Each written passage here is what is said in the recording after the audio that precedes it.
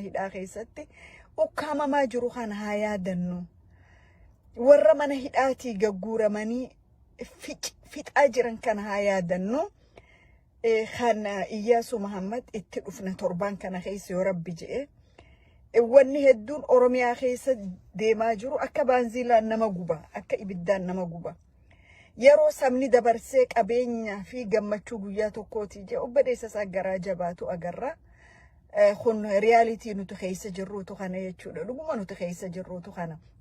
Garuu yoo akka sabaatti walii hadoonnee akka sabaa waliif dhaabbannee waliin dhaabbanne tabba bahuu dandeenya. Akka amma jirru kanatti nu cuftiif keessa deebinee ilaaluudha qabna. Kaleessa harma muraa aanoolee harka muraa jechaa turre. Arra morma muraatu dhufe jechuudha. Eengadda ji'uma gannuma dabre kana keessa Wallagga Bahaatti gootan Oromoo mormi murame. Arra garuu warruma biyyatiisina jedhu raayyaa ittisaa jiin ergamtuu ittisaa jiin Oromoodha waan fedhe taanaan hoggaa mormi murame qomasaa gubbaa kaayamu agarra jechuudha. Waanuma ISIS Liibiyaa keessatti warroota biyya sanii godhe jee addunyaan iyyee jechuudha. Gaafa Oromoon waan tokko firraa ittisaa jee ka'u dirooniidhaan dhawama. Gaafa garuu ilmaan kaabaa yookaan nafxanyoonni fiinxaaleeyyiin Amaaraa biyya shororkeessitu diroonii miti madaafnilleen ittiin darbamu jechuudha. So sirni kun sirna eenyu akka ta'e ifaadha jechuudha. Maaliif lubbuu Oromoo gatii dhabee Oromoon nama isaa dubbatus arkaa hin jiru. Warri mootummaa keessa jiranis takkeen akka harree daalatti keessa argamtuu jiraate malee guutuunsaa farra Oromooti farra Oromummaati. Maaliif kalluuna balleessuuf bishaan goggoysuudha warra jeesanii jechuudha. Oromoon sagalee walii tahan jirru. Oromoon wal cinaa dhaabbachaa hin jirru.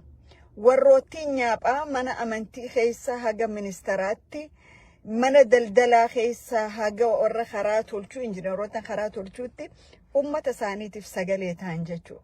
Garuu Oromoon ilmi Oromtichaa sagalee tahan jiru. Keessaafuu warroonni garii naannawaa Finfinnee akka sangaa Hararitti ka gurguramuu deemu bishaan Dubaay fi magaalaa Finfinnee jidduu warri gagabbatee nuti maal Oromooti jedhu anduuti Oromootuun ittiin dhaga'amtu. Waan nama ajaa'ibsiisu. Waan nama ajaa'ibsiisu jechuudha. So Oromoon sagalee walii ta'uu danda'u qaba. Oromoon waliif iyyuu danda'uudha qaba. Keessaafuu gootan ilmaan Oromoo daangaalee Oromiyaa kabachiisuudhaaf ijoolleen haqaa naannawa kaabaa biyya naannawa ollaa daraa kakaabaan wal qabatu kana naannawa bahaa kan naannawa Soomaaliitiin wal qabatu.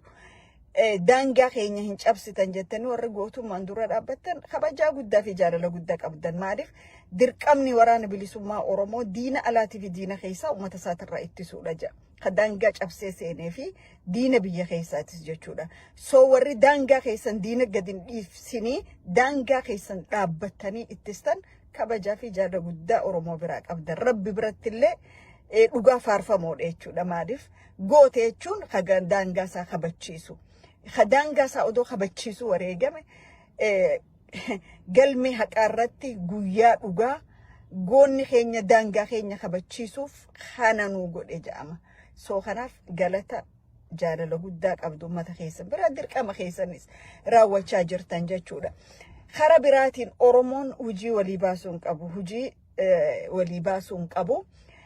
Ganama hoggaa ani intala baadiyyaati baadiyyattiin dhaladhe ganama hoggaa kaanu lukkuutu cir je lukkuu kukukukukukuu yetti aboo salaanni ga'ee jedhan hoggaa lukkuun subiikas jettu hoggaa gara barii jala geema hunda bireegaa maaltu dhufa shimbirrootu dhufa ciu ta'ettu jechuudha. Warri waan dubbatu hin beekne waan irraa dubbatu hin beekne wayis jijjiiruu hin dandeenye wayis irreessuu hin dandeenye fuula social media kanarratti namoonni garii ka ergama akka garteef anesthesiaatti injecti godhanii social media kanarraa wujjoo ka shimbirrootii fi ka lukkuutti waan hin beekne silaasaa hubaattanii hedduu gaariidha. Hedduu gaariidha. Wanni cufti yeroo isaa eeggatee furmaata argata. Wanni cufti adeemsa keessa sirraawa. footoo namaa garagalchitanu ol garagalchitanu it doesn't make any sense. Hiikaa tokkoon kan nu jechuudha. Hiikaa tokko qabsoo Oromoo keessa bubbullee ilkee keessa cabsanne waan haariyaat miti wanni amma deemaa jiru. Garuu akka obboleettiitti advaayizin isin godhu akka haadhaattis waan haasoftan sammuu teessan irraa haasawaa. Waan sammuun teessan isinii kannite. Waan itti amantanii kana na fakkaata dogoggorallee haa ta'u kana na fakkaateettanii itti amantan tokko irraa dubbadha. Waan namni deemaa dubbadha isiniin je hin dubbatina. Amma hedduun nama assignmentiitu isinii kenname beekaa I understand rakkoodhaa miti. Maaliif namni hubannaa hin qabne namni qabsoo tana keessa bubbuleen argin assignmentii nama namni itti kanne fuudhee galma geessa. Warri ramadamtanillee ni jirtanii anjibbanne isiniin qabu jaalala malee maaliif waan fedhee utaanan the end of the day dhuma guyyaati irratti nu cufti Oromoodha. Garuu tokko kan hin jiru maqaa namni hin qabne namaa kannitanii dogoggora seenaa keessan seenina. Itti qaanoo ittan boru. Nama arra protect godhu jirtan kanaatu dachi qaanyi dhaabbatata. Nama isin arra harka qabdan kanaatu balaa keessatti arkuuf maltanta. Tanaaf jarjartanii naman arrabsina. Jarjartanii namaa sin faarsina. Kan bitamnuuf kaayoo fi akeeka. Addi bilisummaa Oromoo ABO'n wanni nu barsiise ABO jechuun siidaa barabaraan onni Oromoo keessaa hin diigamnedha. Onnee qabsaa'ota keessaa kan deemnuun akeekaa fi kaayoo isaati jechuudha. Nuti saba tokko biyya takka qabna, hegeree tokko qabna, hireen keenyas tokko. Kanaaf tokkos qabsaawaa gootanii kaanis diina galchuu mooraa diinaa guutuu dhiisa. Mooraa diinaa guutuun gatii tokkoon qabu jechuudha. An kaayottiin amana. Abbaa fedhan namatti amanu. Namatti amanee qabsootti isin seenne. Namatti amanee isin kakanne. Kanin itti amanu akeekaa fi kaayoo ABO'ti. Heeraa fi seera dhaabichaati. Warri heeraa fi seera dhaabaa miilaan lafa aftanii miilaan irra deemtan itti gaafatamtu isinis. Kun akkanuma walii himuutu nurra jira.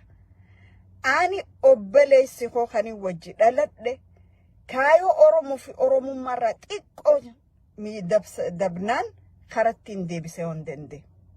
Yoon hin dandeenye yerootu isa deebisa. Okay. Warri abalu kaneettan ragaadha wajjin haasawa, evidensiidha wajjin. An waanin dubbadhu cufa ragaaniin haasawa, ragaa kuma tokkoon harkaa qaba. Sagaleen taanan barreeffamaan taanan. Ragaan harkaa qabu hayooniin gadhiise Oromoon shaaktaatuutu jira.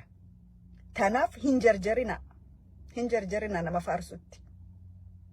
Hin jarjarina.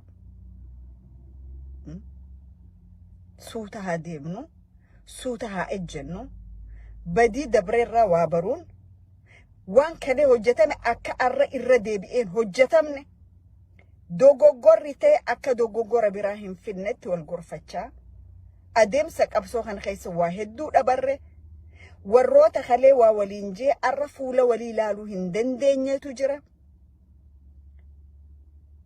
Kana cufa laallee deemuun namarra jiraata.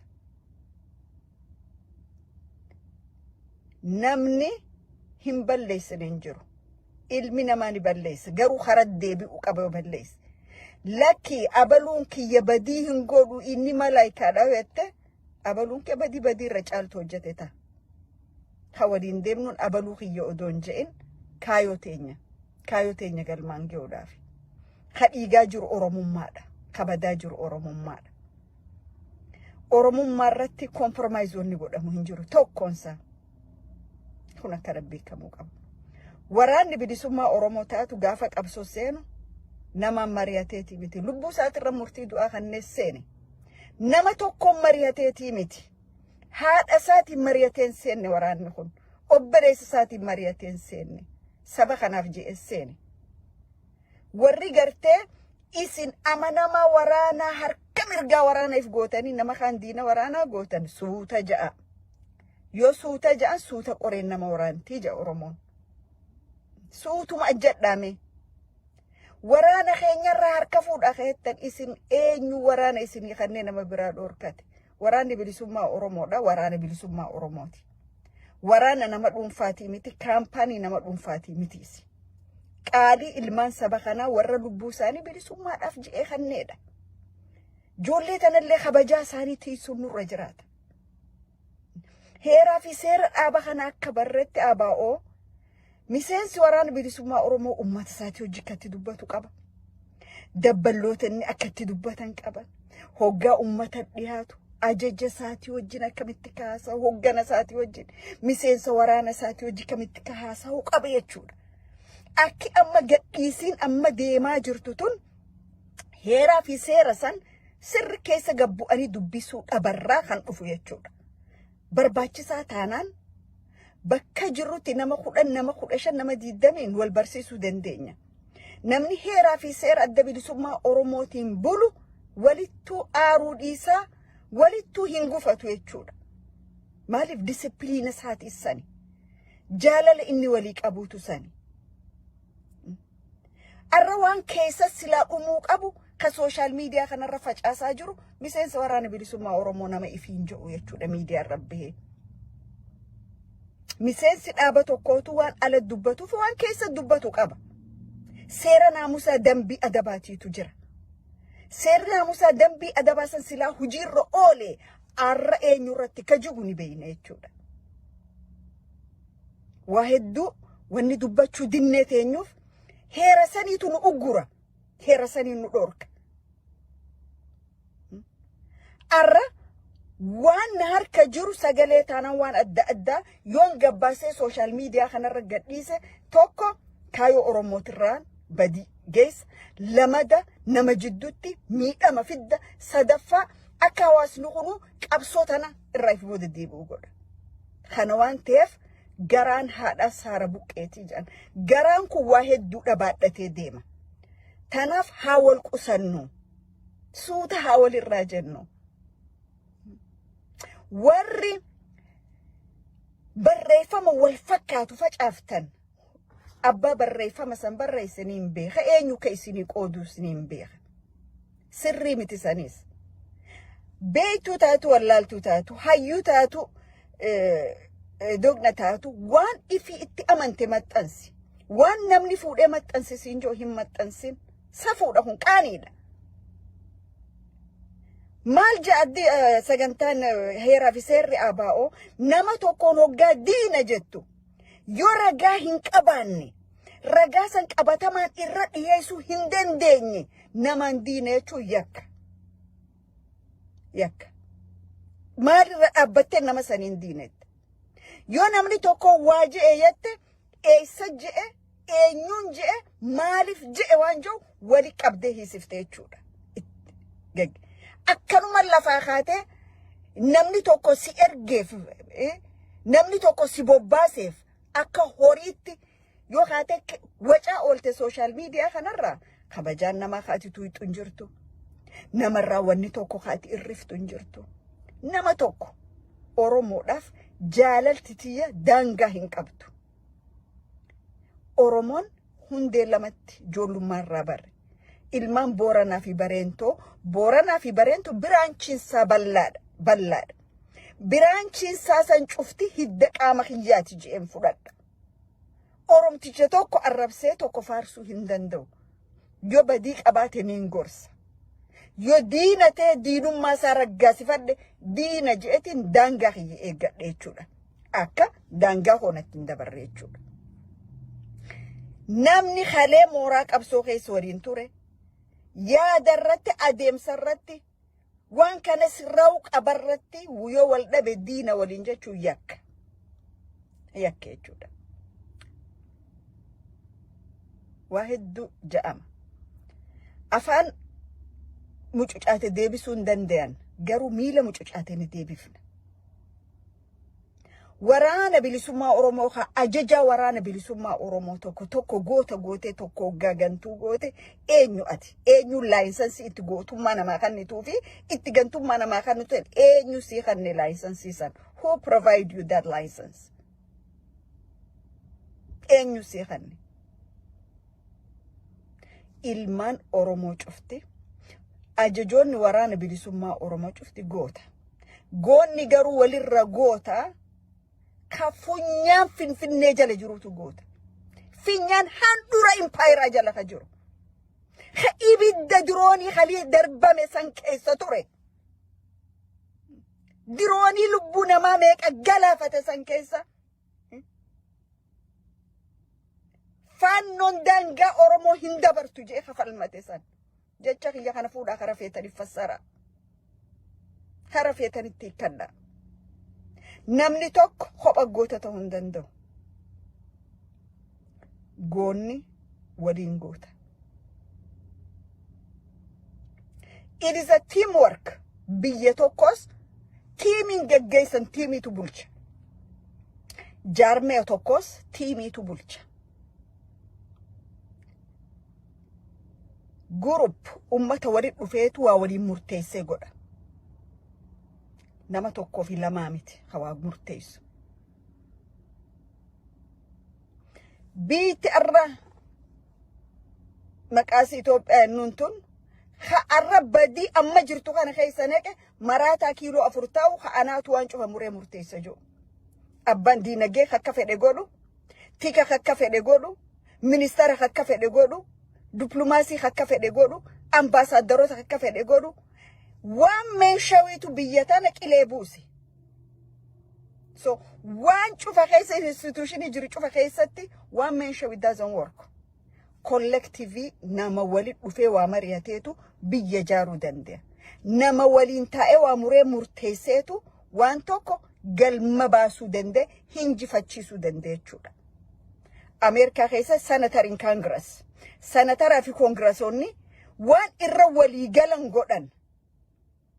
Yoo tokko dide challenge isaan jiddu fidan akka ammarra dhiyootana deemaa ture sanitti government shutdown san debate isaan godhanirraa government shutdown san dhaabbate waan san approve godhuudha for temporary time jechuudha. Oromoon kana baruu qaba. Garuu ana bakkaan andeemu waaniin anjee khaniin anjee maleen ta'uun hell no hinjiru kun. We live in 21st century. We live in 21st century. Addunyaa amma jirtu tanarraa waa baruu nurra jira. Ajajoota waraana bilisummaa Oromoo kakaleeti san irraa barre. Bargaafa galaasaa dilboo deemu. Dirqama isaa buruisoo boruu kannee deemu. Buruisoo lakki atin deemini maaliif ba'aa kanarra keessan jenneeni bar.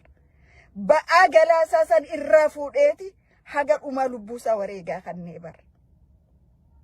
Maaliif ajajoota kaleerraa waan barree nuti. Maatii warra soolee, warra hambisaa soolee. Ha ilmi takka nafinin. Maatii meeqaan qabsoo bilisummaa Oromoo keessa kitimaman. Arra garuu gabbaanii obboleessi abaluu as keessa wareegame jedhanii waliin lakkaawwannaa sirrii miti kunis. Haadha ibsaa dagaa. Goottan meeqaatu irraa gala. Goottan meeqa aarsaate. Namni mindaa kafaleef ni jira. Namni garagalee yaadate ni jira. Dhiyoota naka ijoolleen social media irra footoo si fidan. Abalu obboleessa asi wareegame. Qawwee fuudhee gaara dhaqes dirqama mataasaa akka Oromoo bahuudhaaf dhaqe. Anis biyya faranjiitti qabeenyaan gargaartu dirqama Oromummaatiifin godhu jira. Jaaladhe jechuudha. Waan nama tuqu hedduu jira. Waan gari akkatti haasooynu odoo jiru akkatti haasooynu dhabnee usnee jirra.